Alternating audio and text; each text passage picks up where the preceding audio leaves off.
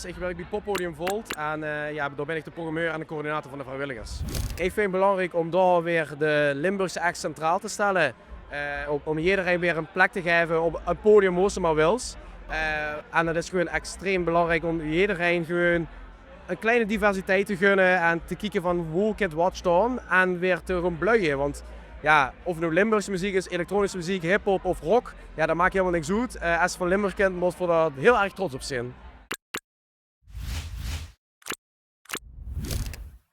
Ja, dat vind ik lastig. Het zijn er heel veel.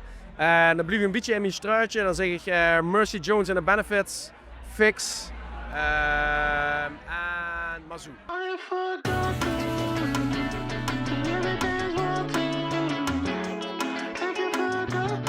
In de week van de Limburgse popmuziek ook aandacht voor Limburgse initiatieven waar Limburgse artiesten kunnen aanschuiven. Zoals bij de podcast Bronschoen Eikenhout. Bronschoen Eikenhout is een podcast die zich bezighoudt met Limburgse muziek in de breedste vorm. Dus elke stijl, elke muzieksoort.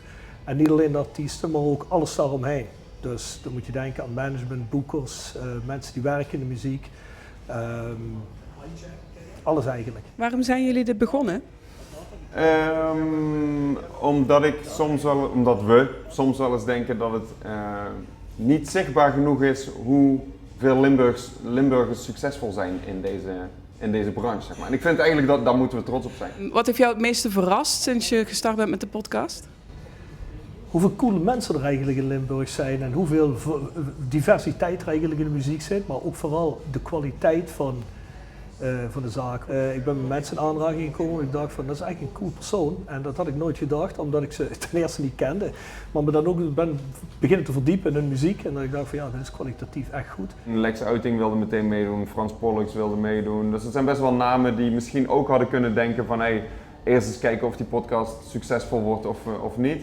Maar die wilden eigenlijk, ik heb het idee dat iedereen een bepaalde trots heeft voor Limburg, waardoor ze toch denken, dit gaat echt over Limburgse muziek, dit willen we gewoon, hier willen we aan meewerken. Ik zou heel graag Jacques Poels, Rowanese, of gewoon echt aan tafel met heel Rowanese. We hebben Tren van Rowanese hebben we gehad. Die kwam samen met Bart Storken voor Treksec, de aflevering heeft hij gedaan. Het was heel gezellig met Tren, dus ik hoop eigenlijk dat we een keer met heel Rowanese aan tafel kunnen zitten en die kunnen doen. Ik vind het sowieso al heel erg mooi dat zoveel mensen überhaupt mee willen doen. Dus echt mensen waarvan die in Limburg echt wel een stuk bekendheid hebben. Onze eerste uitzending was met Bobby Kraft, die hoeft niet te komen als ze niet wil. Maar laat André Rieu maar eens komen. Ik ben Ozaya, 21.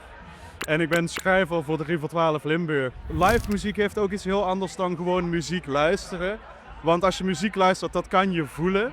Maar als je het live hoort en je ziet de mensen die instrumenten bespelen, dan weet je ook wel dat het echt is. En juist dat het echt is, voelt het misschien nog wel beter. Ja, en dat geeft mij keer op keer op keer. Maakt niet uit waar ik ben, ik heb altijd kippenvel. Het Limburgse duo Barn & Bell, ja, dat is fantastisch. Daar kan je niet op stilstaan, daar moet je op dansen en als iets verbindt is het dat wel. My friends all wonder if it's time for me to say goodnight, but I can dance till 4 if I just get my chai. Why, I guess you're wondering what's the drink that gets me through the night. I tell you, but beware, you might just be surprised. Tea till 4.